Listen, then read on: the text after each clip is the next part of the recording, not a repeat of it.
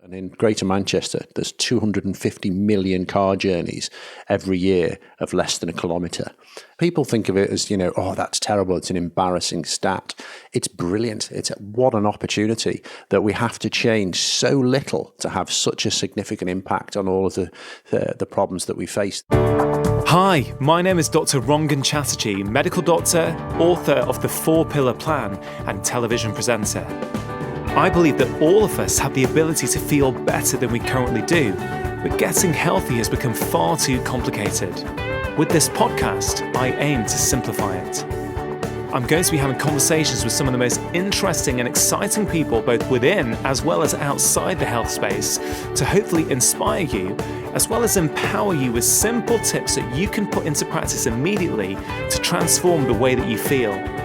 I believe that when we are healthier, we are happier, because when we feel better, we live more. Hello and welcome to episode 46 of my Feel Better, Live More podcast. My name is Rangan Chatterjee and I am your host. Now, as a practicing doctor, low energy is one of the commonest complaints that I see in my practice. And for that reason, I have created a free 6-part video series to help you increase your energy, so that you can get more out of life. If this sounds of interest to you and you would like to watch these free videos, you can sign up to receive them at drchatterjee.com/energy. Today's guest on the podcast is former Olympic gold medalist Chris Boardman.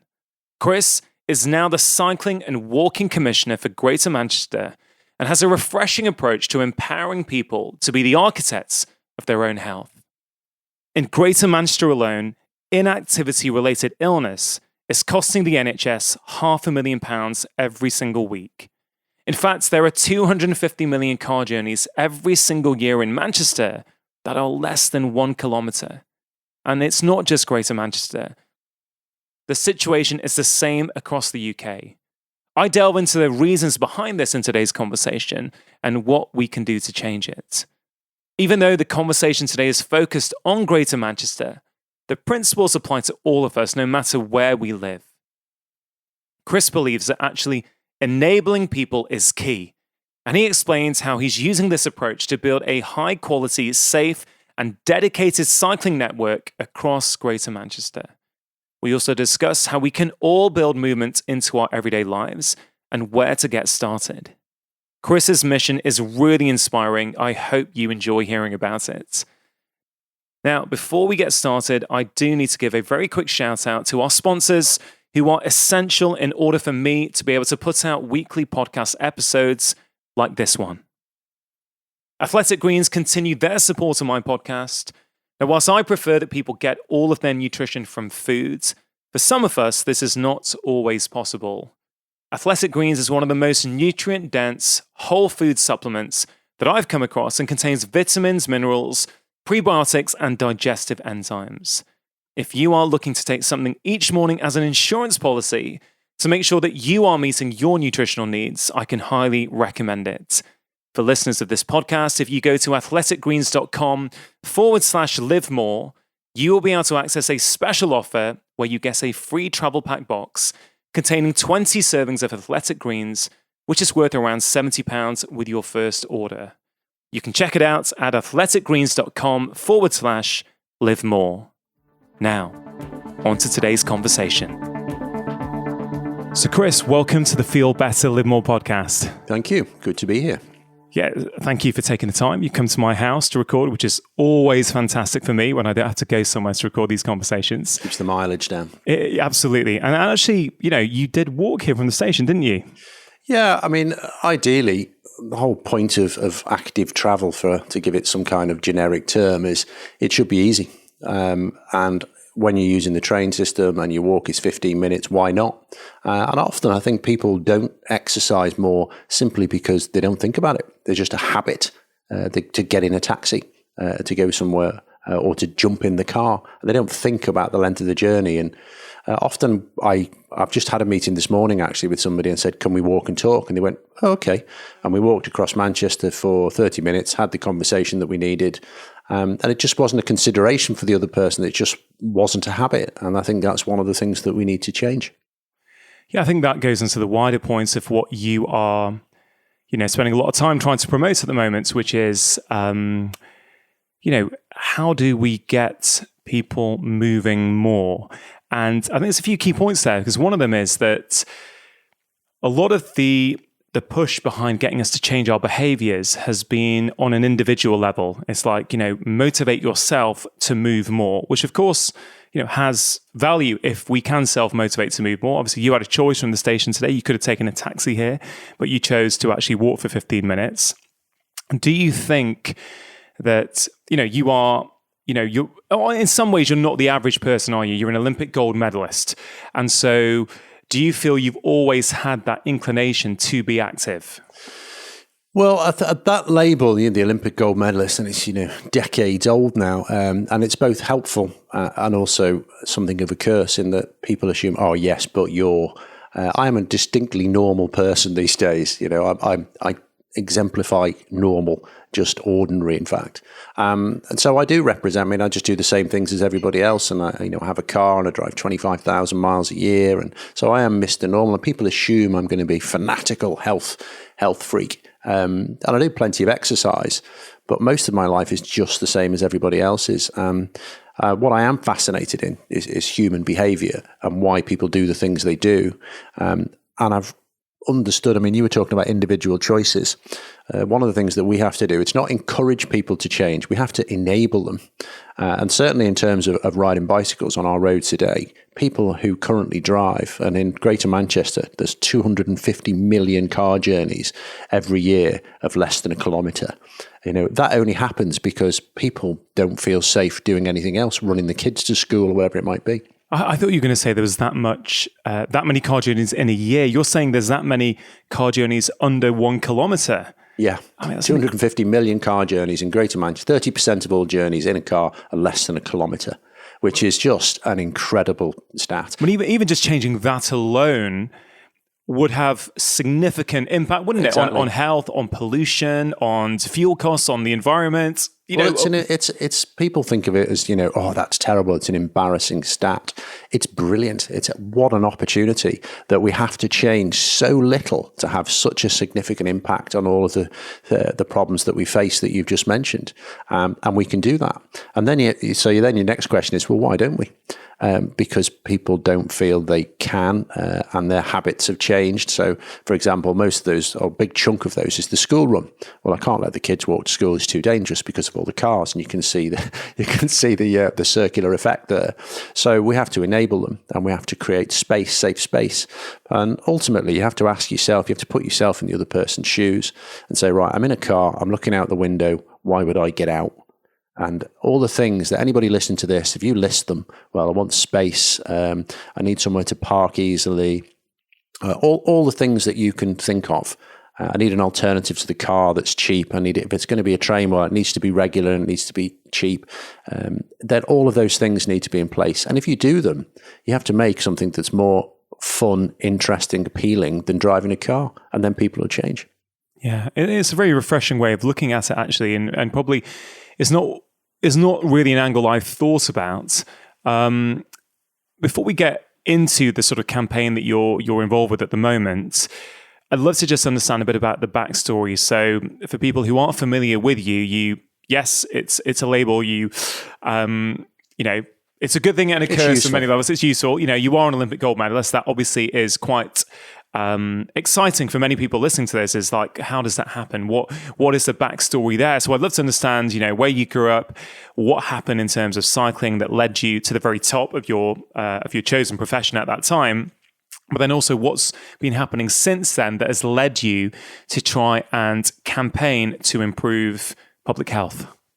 Well, I've been around bicycles since I was a child. My parents both raced, so anything to do with our holidays or weekends revolved around bicycles, and there was generally a canoe or something like that strapped to the roof of a hand-painted Mini along with my dad's bike, and we were up at the crack of dawn, we'd go and ride a race, and then we'd go and do something as a family. So I was always around this machine.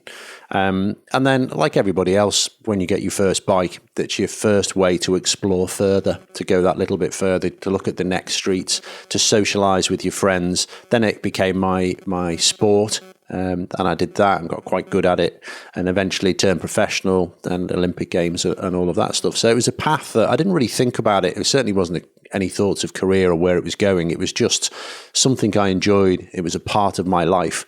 And you just followed the next step and the next step. And it was almost a surprise to find myself in Barcelona and somebody putting an Olympic gold medal around my neck. But even that sort of whole message that it's something you enjoyed that just happened to lead to a gold medal, I think there's something very, very informative, very inspiring about that, particularly for those people who are listening to this who've got children. It's, well, what do you... Loads. Yeah, loads. What do your kids enjoy? And if it's... Well, oddly, only one of them rides a bike. Some of them do, the elder kids do for transport, which is absolutely fine by me, because I think that's the wonderful thing about this machine and about the sport of cycling. It's the only one that it's not just your sport, but actually I can just use it to go to the shops as well, or I can use it to go and explore further in Scotland, where I take a lot of my holidays. And it's such a versatile contraption. It's got to be right up there with the printing press, and it's different things to different people. So for my kids, one of them had a dabble at racing and did that and enjoyed that and enjoys it for fitness. Others will grab one of the bikes to ride to town because we live a few minutes away from the local village. It is a vicious cycle, isn't it? That a lot of the reason why parents won't want their kids cycling on the roads or cycling far is because there's too many cars on the roads. Totally, yeah. And as you say, that we've got this vicious cycle. There's, we're driving more, cycling less, walking less, and therefore there's more cars on the road. But that then means that we're too scared to actually let our children or ourselves even cycle because we're scared of getting injured, etc., etc. We are going to get into that, but how did you, or what happened to turn you from professional cyclist to professional campaigner? Is that fair to say? Well, I would say a campaigner was the previous chapter, and now I'm not quite sure where I am now, but it's implementation, and I'll talk you through that. I mean, 2012, I was working for the BBC on the Olympic Games in London, so I'd finished all my competitive bit. I went back into British cycling as this part of the senior management team as it grew, and it got very successful, and that was great. And then in 2012, I was working at the Olympic Games, and somebody from British Cycling, a colleague, asked me if I'd go on the Today programme, I think it was, and just talk about the Games. And then they also got into the everyday cycling and started to talk about some bits of that. And there was some misinformation. It might have been about, shouldn't cyclists pay road tax? And actually, nobody's paid road tax since 1937. We pay an emissions charge, so effectively cyclists do. So that kind of irritated me, that level of ignorance on a major programme. But that was the moment that I got sucked into actually campaigning and exploring how much more a bike could be. And I realized, I'm quite a logical person, I like facts, I like stats, I like evidence. And I realized it's just crazy that we have this tool at our disposal on all these problems that we're facing. And if we just moved around using these, we'd all be better off. And it was such a sturdy soapbox to stand on. It was a very easy thing to do, and it was something I believed in as well. So it started there, and I spent 10 years with British Cycling on that topic, and campaigning, as you say, and a governmental level. And that's where the gold medal is really useful, because that gets your foot in the door. I'm a novelty, something a bit different. Until I got a phone call from Andy Burnham, the Mayor of Greater Manchester, and he effectively said, "Well, go on then." So you've been criticising and saying what we should be doing differently all these years. Well, go on then. Be my bicycling commissioner, and let's change the way people travel. And that's where I've been for the last nearly 2 years. And it's absolutely fascinating and infuriating in equal measure. So what exactly are you trying to do in Greater Manchester? And is there something about Greater Manchester that means you're more likely to achieve success here than maybe in another British town or city? Yeah, I think they're the ideal questions for me. First of all, and language is so important, and I used the word enable earlier.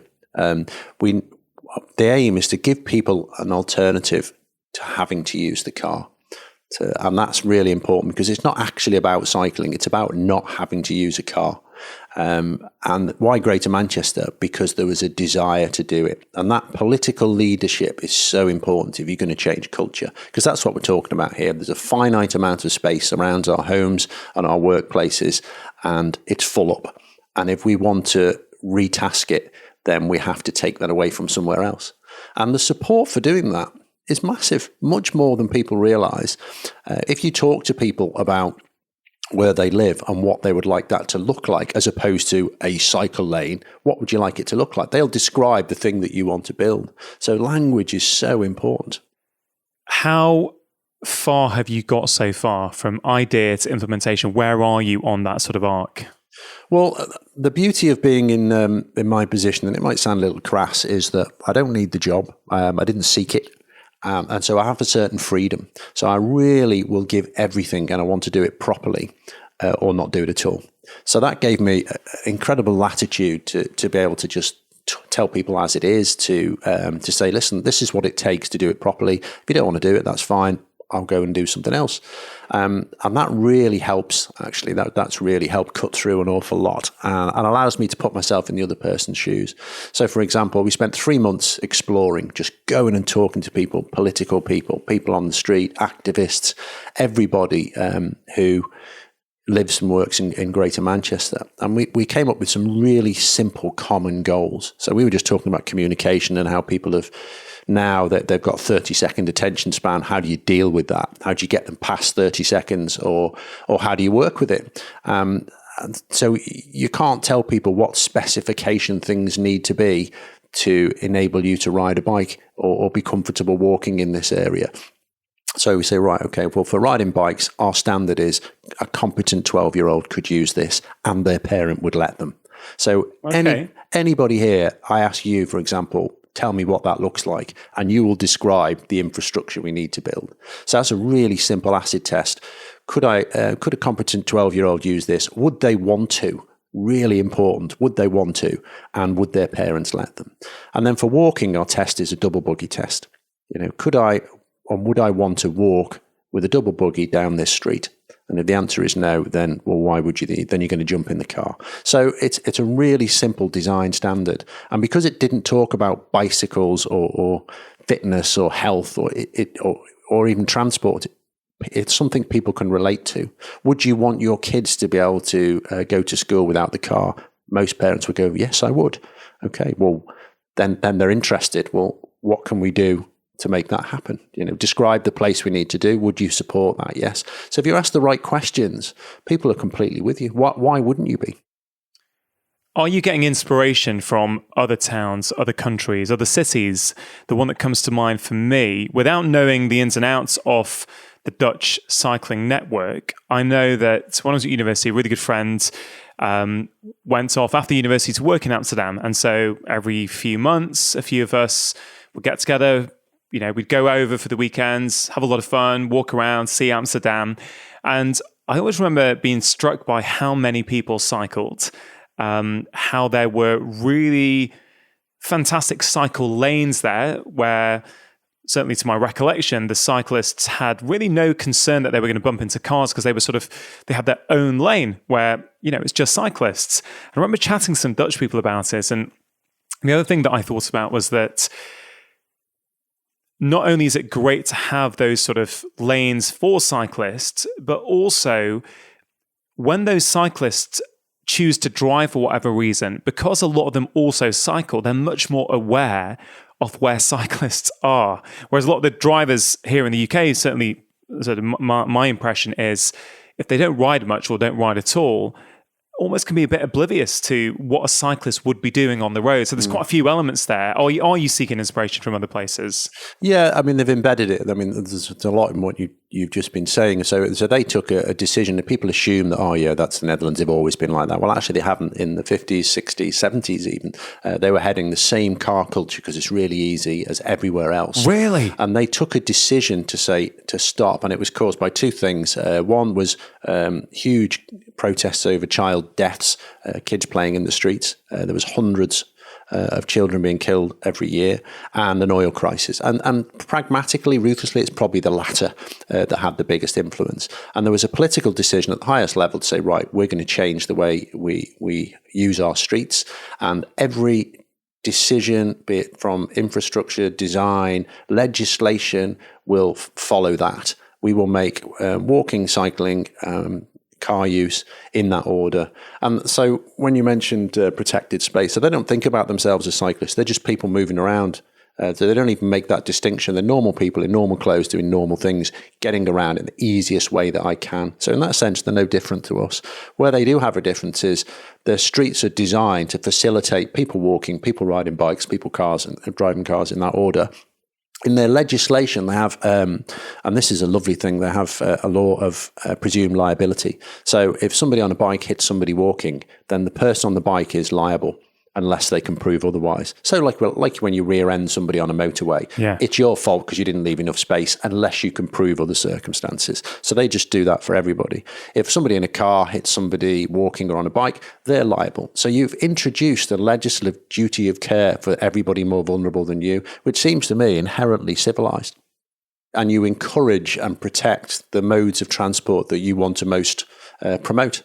I think when you ask me about do you take inspiration or from other countries, other places, yes and no. So we don't have that legislation, and it would take years to get it, and it would be really hard. So we've got to work with that. So we've got to try and build it into how we do things on the ground. So I think what we have learned is they do that because it's easy, and the 12-year-old test exemplifies that. So a 12-year-old, if you make a lovely protected cycle path and it's great and it takes them all the way from the house, then there's one really nasty junction, but we can't do anything with that. Then you carry on your beautiful cycleway on the other side. You may as well not build all of it because you won't use it because of that junction. So it has to be joined up all the way, or I'm not going there. So I think that those elements that we took from what they did, that it needs to be properly joined up and it needs to be a pleasant experience. More important than safe, more important than anything else. Because if it isn't easy and pleasant, I'm not going to do it. There are so many similarities between what you're saying as to how to get people walking more, cycling more, using their car less. When we think about lifestyle change in general, trying to get people to move more or to engage in more helpful behaviors, actually, if it's not easy and they don't enjoy it and it's not pleasant, actually they're not going to do it for long. It goes down to a lot of people don't find the gym very stimulating. So, in January, they might go for a week or two, and then it's like, I'm not going to do that long term. And there's quite a lot of, ultimately, I guess any behavior change we're trying to engage with ourselves, but also with the wider population, it's got to be easy, it's got to be pleasant, it's got to be enjoyable. Otherwise, people won't do it long term.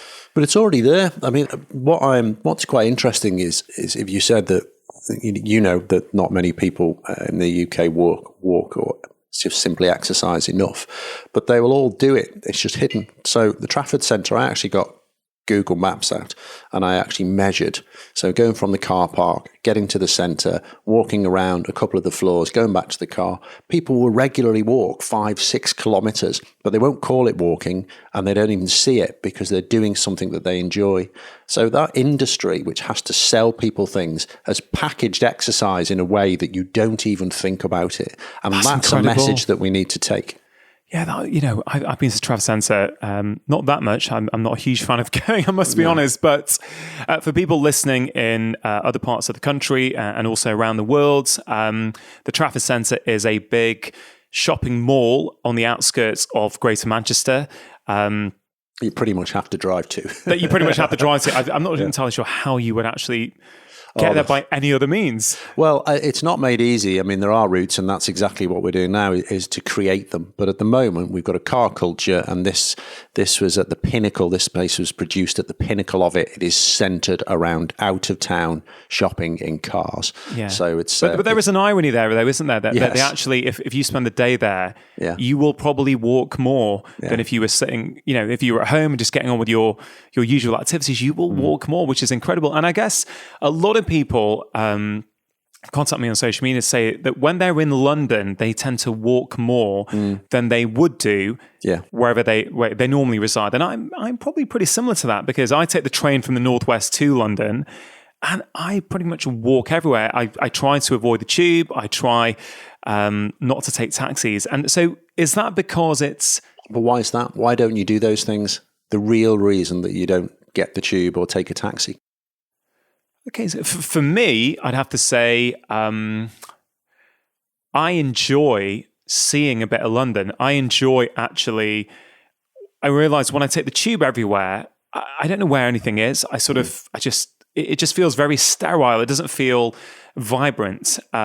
So, one of the reasons is because I like to actually see where I'm going and sort of see life and people around me. 2, it would probably take a long, long time. Certainly in a taxi, tube probably would be quicker. So it's not necessarily, is it for ease? I don't think it's a single reason, but I think a lot of that people would relate to, but they'd also say, the tube, it's confusing. Taxis, I'm going to be stuck in traffic. It's expensive. And they go, do you know what? This is my easiest option. And they walk because in London, getting around on foot, it's a concentrated place. It's the easiest option. That's a good point. Yeah, in a nutshell, you're right. I find it easier, simpler. And those bits about I get to see things are probably for most people a peripheral benefit that they'll enjoy. But if they look deep down, it won't be the primary reason. You know what, Chris? It's a great point. I think if I'm honest, that's probably the result that I've noticed from doing it because it's easier and it gets me there quicker. And I guess now that you're asking me, I think, I like these add-on benefits as well. But you're right. If we get to that root, that core reason, it's because it's easier. And that's the core. That's the bottom. I try to take everything. This is big, complex problems, transport across a whole conurbation of 10 districts, and boil it down to the simplest thing. If this makes logical, if this is sense, this is so evidence-based. We're drowning in the stuff. This is how we should be getting around. We're not doing it. So clearly we're not asking the right questions. And it boils down to it's got to be the easiest thing for me right now, because that's how we're designed. We're not designed to think about pollution and impact on the planet in 20 years' time. We're designed to think about right now, what's the easiest and best thing for me? What do I get the most out of? So when you mentioned exercise we talked about walking around the Trafford Centre, I would encourage people to not, if they don't already and they don't want to do it because they don't enjoy it, don't exercise, but build movement into your everyday life. So, going to the gym, I don't mind being in the gym, but I can't be bothered going there. And so I don't, but I will walk around Manchester for work, and I will get to the train station on a bike and do those things. And then by the time I've got home, I've done an hour and a half of exercise without even thinking about it. I don't have to now bolt that onto my day. My time is my own. Because that exercise is built in. I haven't had to use the term or even think about it. I think that's a key point, Chris, isn't it? How do you build movement in to your everyday life? Because this whole experiment we've had is, trying to fit exercise around already very busy and full lives is, you've got to say, on some levels has proven to be a bit of a failure, really, because it's not really working for the majority of the population. Because it's hard, and so it's a chore, and so like all chores, you put them off until you just stop doing them completely. So if it isn't an easy solution, it's so important. If it's not the easiest solution, we will not maintain it. I think what I do like, if you have an easy solution, one of the other things that I'm really keen on is pilots. So to do things, you go, listen, you don't have to do this. Let's just try it once to get that change in behavior.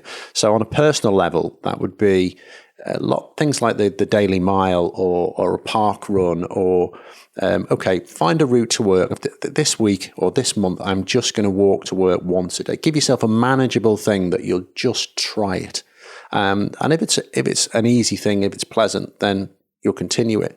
But if it needs to be easy, it needs to be simple. Yeah, and I think the other thing there is community. If you've got someone you can do things with, I think that also makes it easier. And a simple one for offices is if you're on a second, third, fourth, even a fifth floor in an office, and you make it a thing that your office are going to take the stairs every day. Actually, you know what? And I've done this with offices before, and I've gone to speak to them for health and well-being purposes, and I actually tracked the statistics, and it was something like, at one group I spoke at, I said, guys, you're on the 8th floor. So you've got an opportunity several times a day to actually get 8 flights of stairs whilst you're having your work day. Most of them take the lift, or most of them did take the lift. And I can't remember the stats offhand. The day after my talk, I think about 96% of those who were able to took the stairs at least 2 or 3 times per day. But interestingly enough, at sort of 6 months on, that stat was still at about, I think it was about 80%, Yeah. 84%. And that's if you don't feel like it and you think, oh, I'm a bit tired today, but you see your buddy there.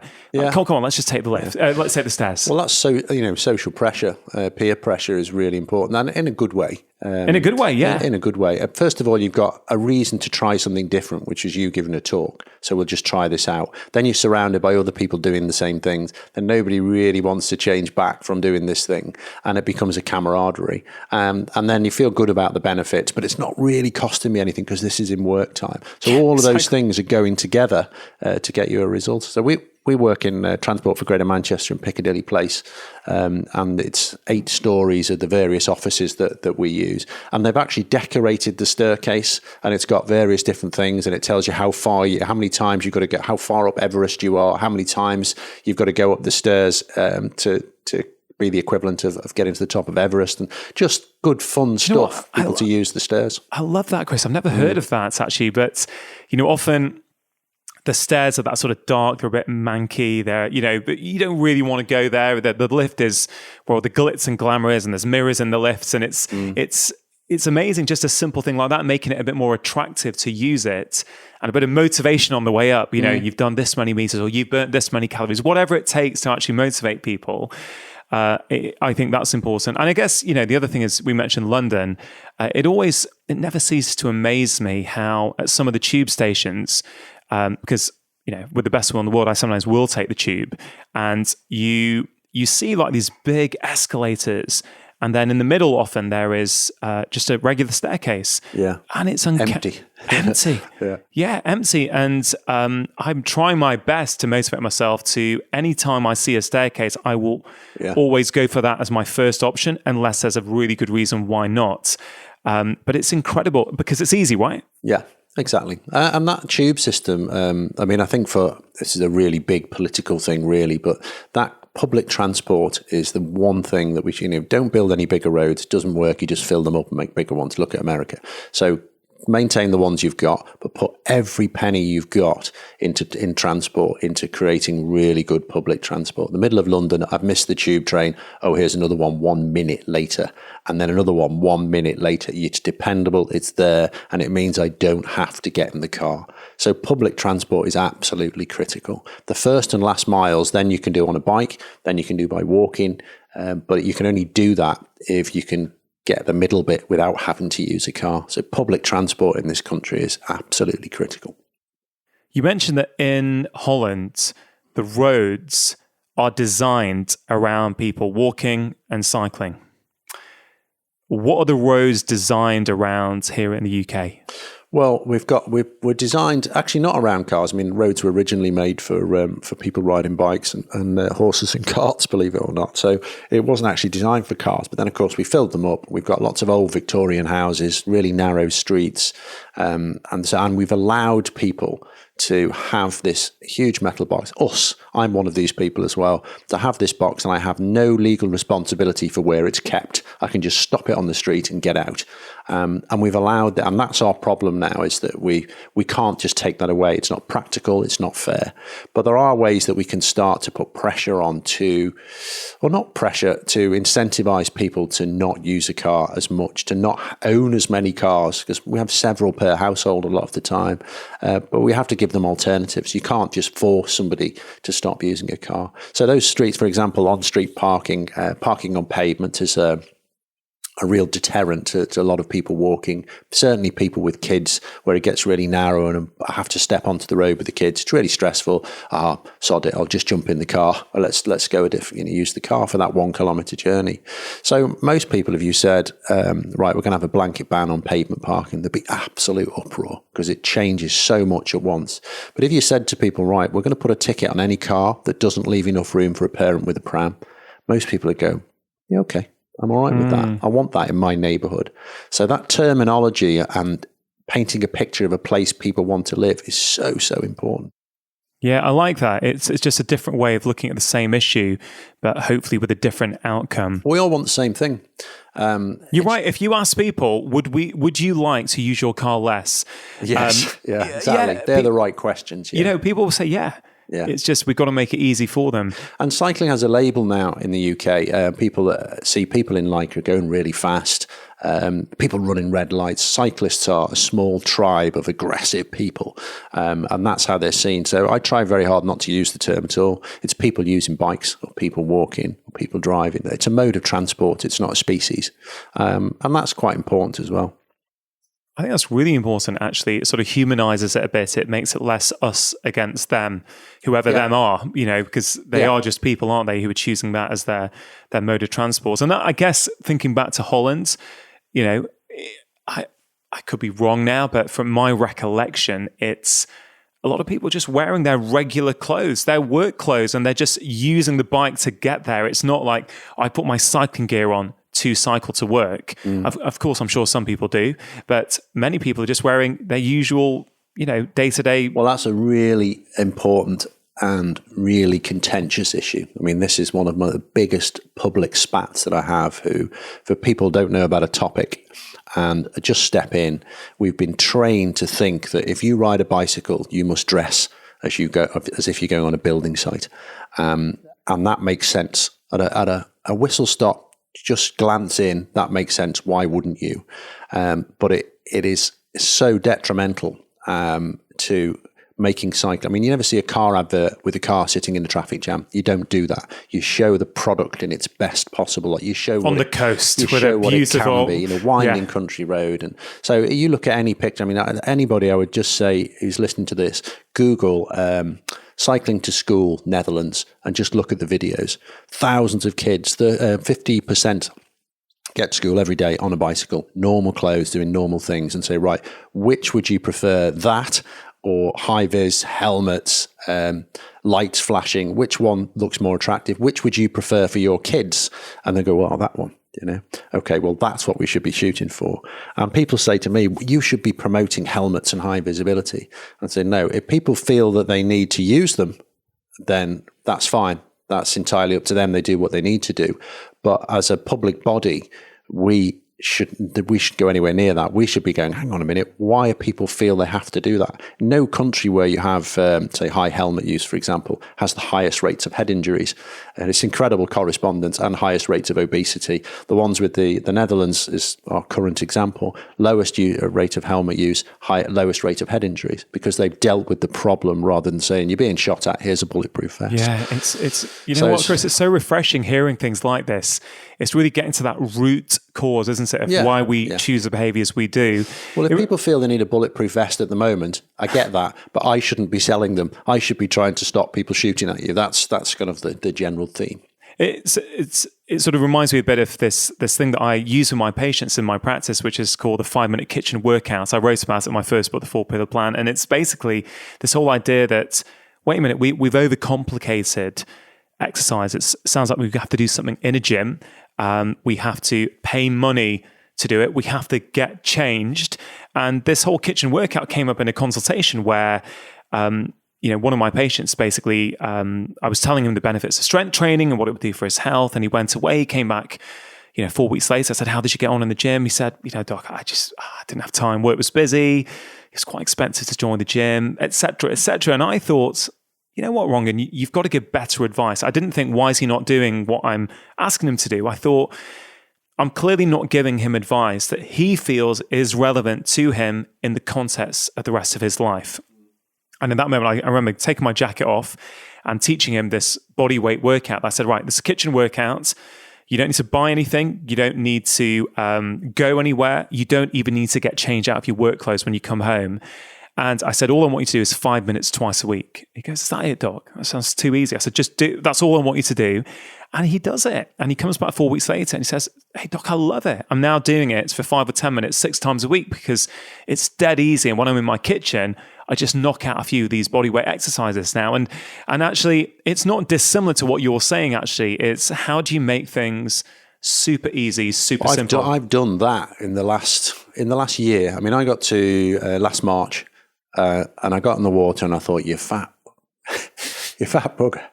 And looking at myself swimming, I thought, right, you got to get sorted out, really. He says, being fat is it's a great journey, but it's a horrible destination.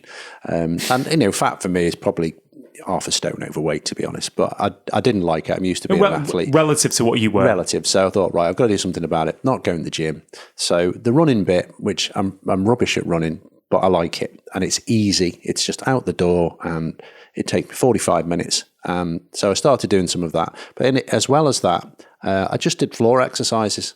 I do some press-ups, I do some sit-ups. I've got a tree in the garden where I do some pull-ups, and I'll do it while I'm walking around with the dogs, and I'll just stop and do some pull-ups. So that is sustainable for me. And nearly a year on, I'm still doing that 3 to 4 times a week because it's easy. It's in the bedroom or it's in the kitchen where I happen to be at the time, or it's when I'm outside just going past the tree. So I can do those things, and I want to do three sets of whatever for that each day.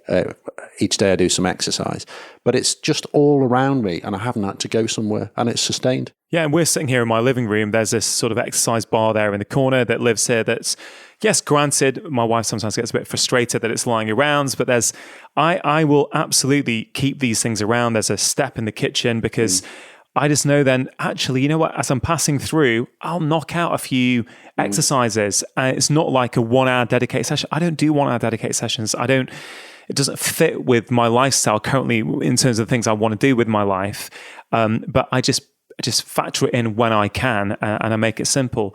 So Chris, look, you're obviously trying to make really significant change, because if you manage to achieve what you're setting out to achieve, the downstream implications, I think, for the health of people in Greater Manchester are really quite profound in terms of, health, pollution, environment, economy, all sorts of things. Yeah, I hope so.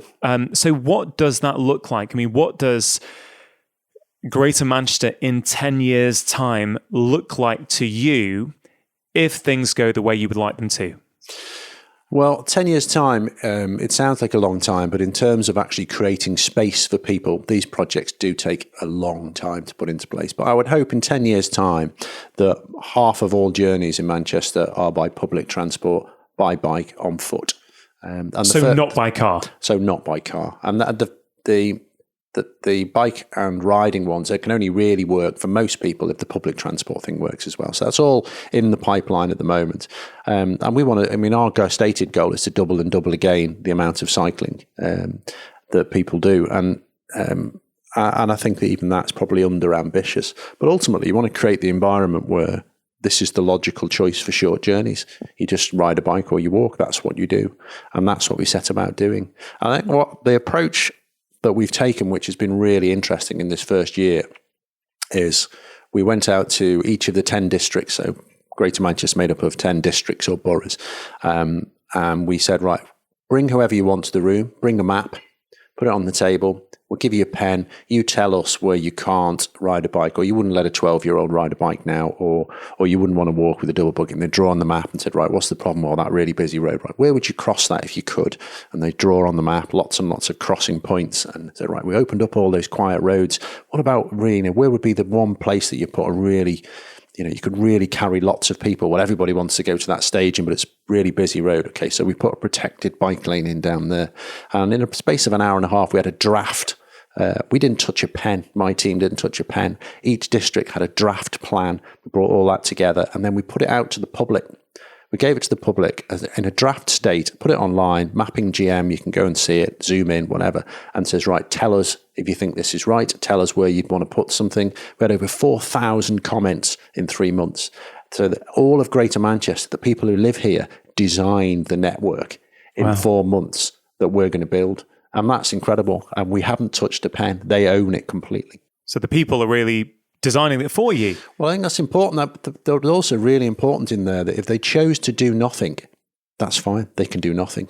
But we're not paying for something that you wouldn't let a 12-year-old use, and you wouldn't want to push a double buggy. And that's the criteria. You don't get the money unless we do it properly. But if you don't want to do it, that's up to you. And what we found is that the first newspaper call I got for something, there could be a scandal here, was the people in, I can't remember whether it was Bolton, are complaining because they haven't got theirs. So people are complaining because they haven't got theirs on the plan. And we said, well, that's fine. Tell your council, put it on the plan and we'll build it. And it's just a brilliant place to be. We completely empowered people to choose how they want to travel. And they want that option when it's given to them. Yeah, incredible. And they're much more likely to use it when it is built, when they know that they've had... Well, it goes where they want to go. Yeah, exactly. On so many levels, that will work. I know this is about using cars less, so it's not particularly about cycling versus walking. Certainly, if my understanding is correct, it's more about how do we use less cars. But if we do sort of focus in on cycling a little bit, cycling appears to have had some sort of renaissance in the UK over the last, 5 to 10 years, I'd say. You probably know a bit more specifically than me. Yeah. With, the successful cyclists, Team Sky potentially, all kinds of things. Cycling now as a sport, my perception is it's getting more and more popular. Yeah. Do we need to be careful when we think about cycling that we differentiate the sport of cycling versus, just day-to-day transportation? Are they different things, and should they be viewed as different things? Well, it's, people compete at the Olympic Games for swimming, but that's a very different thing. You don't relate to that when you go to the swimming pool to mess around with your kids or even to go for a swim yourself. They're different things. They just happen to involve water. And I would say probably the same with bicycles. Cycling has become a lot more visible, and it's in the media, and the media have become comfortable with cycling since 2008, really, when we really made a breakthrough. We got 7 or 8 gold medals, and then the same again the next Olympics, same again the next. Then we had the Sky Pro team. Then we won the Tour de France, and that's now happened several times in a row with the British. Right, so it's cycling incredible. As a sport is now in the news, and it's a mainstream sport, and that's led to. One of the things that has come off the back of that, which I think is brilliant I'm just trying to think if sport is quite the right word. I think it is. The sportif. So mass participation events have sprung up around the country where you can go along with your bike, pay for entry. There's a full route. It might be closed or semi-closed, and you go with thousands of other people and ride a route, and you challenge yourself. So that part of cycling has grown massively. The sport side of it has really grown up, and it's very healthy. The bit that hasn't is the bit where you go to work and to school, so commuting. That's static at just under 2% of journeys. Right. And that's because it doesn't look appealing. It doesn't feel safe. I'm not going to do it. So one could doesn't have the glamour associated with it as going to an event. And I think it's that visibility can only be a good thing, but it doesn't automatically translate to more people riding to work. That's the bit we've got to work at. It's a different product. And that was an important distinction I found in that first 3 months that I mentioned when I went exploring, is that cycle lanes have got nothing to do, should have nothing to do with cyclists. They're not for cyclists. They're for people in cars, because the people who are cyclists are already doing it. They're the less than 2% who ride a bike. But if we want more people to do that, we've got to give them what they need. And those people are currently sitting in the car. So that's where you say, well, what do you want to get out of the car? It's got to be easy. It's got to be protected space. It's got to be completely connected from where I live to where I want to go. And that's what we have to build. Yeah, I love that idea that cycle lanes are not for cyclists. That's something... Well, it's a great soundbite. It is. We live in a world of soundbites, but it's totally true.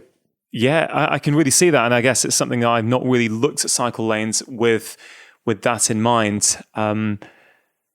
It's that real difference, isn't it? That people are choosing to engage in cycling as a sport, as a recreational activity, yet that's not spilling over yet into... I need to go to the shops. I'm just going to quickly get on my bike. I bet a lot of hardcore sporting cyclists will actually get in their car to go half a mile down the road to go to the supermarket to pick up some milk when they're more than capable of cycling that. And I'm not criticizing anyone for doing that. I'm just sort of stating that could be... It's observational at the moment, isn't it? This is the way it is. And that's fascinating because that doesn't make any sense. So how did we get there and how do we change it? And that's the bit I really enjoy about this job. It's a puzzle to be solved. And if you ask people the right questions, and you chose some different terminology before, if you ask people in the right way, where do you want to live? What does that look like? Then we'll actually all want the same answer. But we get hung up in focusing on one detail, like I'm going to put a bike lane in, but that stops me doing all of these things, and we don't see it in context, then people get upset and then stop listening. It's about a rounded, holistic approach, really, like it is in health. We have become too reductionist in the way we look at everything. And you're right, there's not that much pushback, really, in terms of what we would want and what you're trying to do. actually most of us will say, yeah, that sounds a brilliant idea. I'd love to be able to just let my kids go out and cycle to the next village and know that they're safe and not have to worry about cars hitting them. We would all want that. Chris, in your work, you must have, I imagine, seen or there must be a lot of stats on what the health benefits would be or what the benefits of the economy might be if this all goes to plan. Do you have any of them to hand? Well, I know what the cost is right now. It's 3.75 billion a year is the cost of doing nothing, the cost of traveling around in cars at the moment. That's when you bundle up the cost of collisions, of pollution, of health, all of those things. Around the UK. Yeah.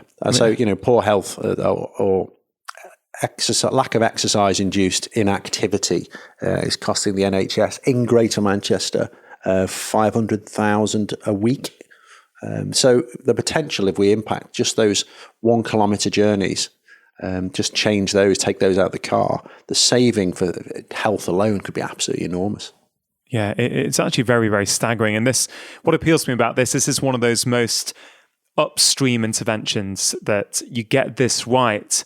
And downstream, it's relatively easy. People will just choose to do the right thing because it's easy for them. Well, those stats are interesting for us for the purposes of this podcast, for high-level decision-making. Well, actually, no, not even high-level decision-making, because they make you go, wow, 250 million journeys a year. It's costing me 3.75 billion. Wow, that's massive. But ultimately, if the person on the street who votes doesn't want to do it, then all of that is irrelevant because I'm not going to make that decision because I haven't got the courage. So you can say, well, what does that person on the street want? I want something easy. So you can almost wipe away those stats and all that terrible stuff and about pollution and climate change and just say, right, I've got to make this the easiest for you or it's not happening, is it? And that's what it boils down to. And that's the fascination. Yeah, well, Chris, I think you're doing incredible work, using the profile that you built from being a gold medalist to actually really trying to actually make significant change in society and culture. I think it's incredible. On a personal level, I'm intrigued. What do you do these days? Do you actually, apart from this, do you still cycle? Do you still enjoy cycling, or is that competition sort of taken out of you? Well, what I've enjoyed is it's like turning the page, really. I was very lucky that in 2000 I retired, and the last thing I did is break a world record just by the skin of my teeth. Stepped off the bike, and that was me done. And I said I would never wear a number again, never have any kind of power measuring or pulse measuring device again. I would just use a bike to explore and for transport. I've certainly, in spirit, I've done that. I mean, I'm wearing a watch at the moment that measures pulse and tracks journeys because I'm interested. But that competition side of it's finished. I don't miss it at all. I just like using a bike to go and look around. I started a bike company in 2007, which became the fastest growing British bike brand ever. And that's doing really well. And it gives me the freedom to go and do stuff like this. So the bike company's doing great. What's that called? Boardman Bikes. Boardman Bikes. Yeah. So that's sold, primarily through Halfords and around the world. That's great. So invest in a company that you believe in, or a product is fantastic as well. Ties in nicely. And I do some work, still do some media work for BBC and ITV, which I enjoy. It's great fun to go and watch some great sporting events and just talk about it and get paid, which is always good. And we always go for a curry and a beer afterwards. So the BBC Curry Club is legend. So lots of stuff. But for hobbies now, for me, I go scuba diving. It's my primary passion. Right. Taking photographs underwater. Oh, so fantastic. Pretty busy. Pretty big, yeah, I can imagine. I think for people listening, it's just fascinating. What does an Olympian do once they've retired, in terms of do they still engage in that same behavior? But I like it that you actually do it to explore and just get around, which is not dissimilar to what you're trying to help create for the population. I just think it's, it sounds melodramatic, but I think it's factual to say the bicycle is right up there with the printing press. It is liberation. It is freedom. It is a form of transport, incredibly efficient, that pays back to society if you use it because you improve health and you don't pollute while you're doing it, all those good things. And it can be your sport, it can be your profession, it can be a way to get to shops when you're in your 80s and 90s even. It can be a way to keep people in communities when they're a little bit infirm rather than going into a home, which I've seen a lot in the Netherlands. It can do so many different things for different people and for the same people at different points in their life, which is me. Yeah. I see it in my own kids, when they get their first bike, there's just a glee in their face, just this kind of, the world's just opened up in a brand new way, freedom, excitement, away from my parents, I can go off and, explore. It really is incredible to see it. I would like you to be able to do that right outside your house. That's my mission, rather than get the bikes in the car and take them to the park or wheel them around the corner. Part of why I started this is my daughter wanted to ride a bike in the park, which is 600 meters away. And I would not let her ride a bike that far. And I thought, that is wrong. That is not what we want. It's not where I want to live. And I don't think that's where my neighbors want to live either. And so that's kind of where all of this started, really. So your kids can have that experience right outside the door. Why shouldn't they? Yeah, well, what a inspiring mission you're on, Chris. It's great to hear about it. I'd love to know what the listeners of this podcast can do if they want to support this. Is there anything they can do to get behind this? Yeah, I mentioned before that although the word encourage comes after the words enable for me, so, making safe space. But interestingly, in certainly in the UK, definitely here, but across the UK, about 80% of roads, even in central London, are actually very quiet. They're actually very quiet. We don't realise. So if you wanted to ride a bike to work or take the kids to school or just go out for leisure, you can find quiet routes if you want. They are there at the moment. It's harder than it should be, but they are there. There's canal towpaths. We've got a fantastic canal network around Greater Manchester as well. So I think what I would suggest to people is create your own pilot scheme. Just find a reason to have a go, to just go out and just try it and give yourself a manageable thing. I'm going to go out and explore for 1 hour once a week for a month, and then I'll take stock, see how I feel about it. Give yourself something that you can do, try it out, feel good about, but not try and commit to something huge. I'm going to ride to work every day straight away. Just have a go. And as you mentioned before, if you're going to do it for exercise, involve other people. If you're going to do it with somebody else, it means you've got a reason to be somewhere. You're going to let somebody down if you're not there. It just gives you an extra responsibility to keep doing that thing. And also, a shared experience can be one that's enjoyed as well. Yeah, Chris, I think there's some really great tips to leave people with. I certainly hope some of the listeners who are listening decide to give that a go and say, hey, you know what? Fair enough. There are some quiet roads near me. I am going to try and not use my car more, either by themselves or with their children or with their friends. I certainly hope so. Chris, where can people find you, if anywhere, if they want to sort of connect? Are you on social media? Well, I'm at Chris_Boardman. I'm on Twitter, which I tend to use quite a lot. I've got a website, chris@chrisboardman.com, which I don't use very much. All our work can be seen at Transport for Greater Manchester's network. All the information is there. But ultimately, just type it into Google and you'll find me and you'll find what we're doing. Yeah, fantastic. Well, for those listening, I am going to put everything at drchatterjee.com/cycling, links to Chris's social media handles, but also some really interesting articles in the press that sort of talk about the work that you're doing. They will all be there for those of you who want to continue your learning experience now that the podcast is coming to an end. Chris, thank you for your time today. You're welcome. Good luck. I really hope that I can get you back on in maybe a couple of years to actually find out where we've got up to and what's next. Thank you.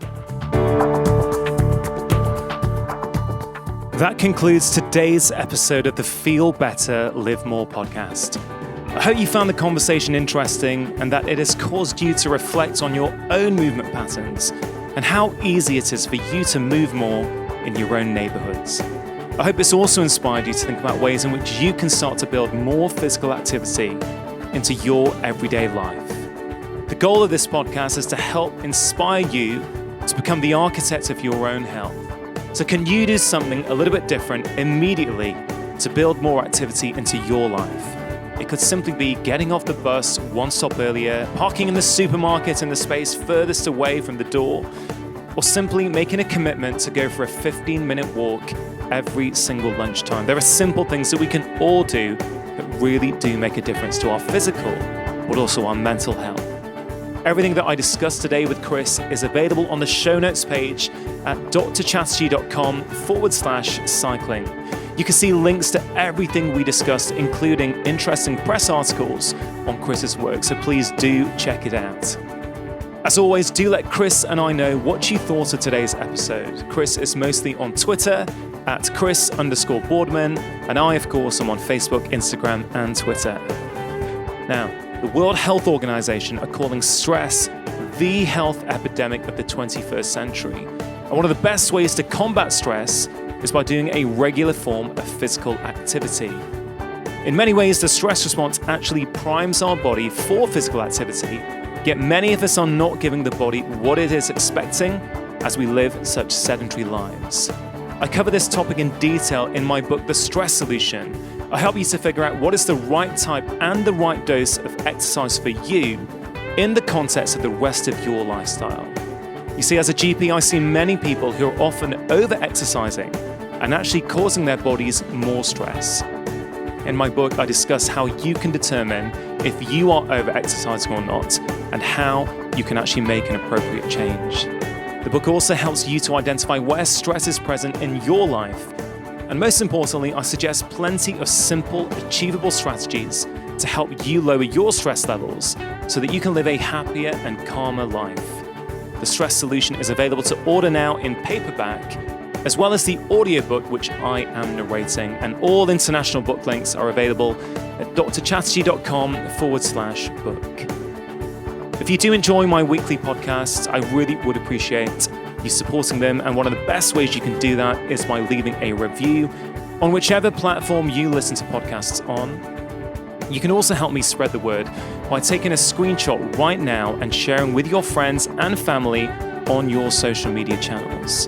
You can even do it the good old-fashioned way and simply tell your friends about the show. I very much appreciate your support.